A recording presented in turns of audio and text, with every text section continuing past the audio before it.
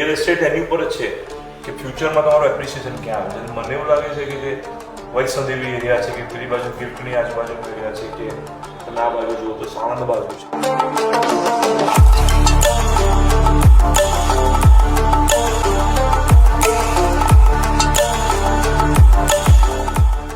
Investor તમને કે અમદાવાદમાં કે ગુજરાતમાં ક્યાંય બી ઇન્વેસ્ટ કરવું હોય સે ફ્રોમ 1 CR કમિંગ કે નાનું ઇન્વેસ્ટમેન્ટ કરવું હોય તો તમે કયા એવા હોટસ્પોટ્સ પ્રેફર કરશો ઇન્વેસ્ટમેન્ટ્સ માટે?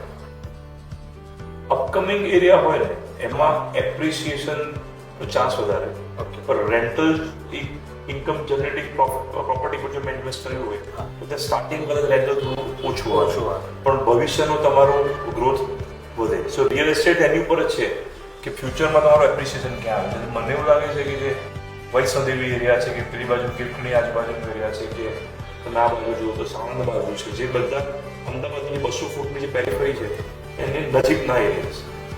ત્યાં તમે જો ઇન્વેસ્ટ કરી કે તો હું પર્સનલી ત્યાં ઇન્વેસ્ટ કરું મને એવું લાગે છે કે ત્યાંનો એપ્રિસિએશનનો ચાન્સીસ વધે. તો એપ્રિસિએશન મળે છે.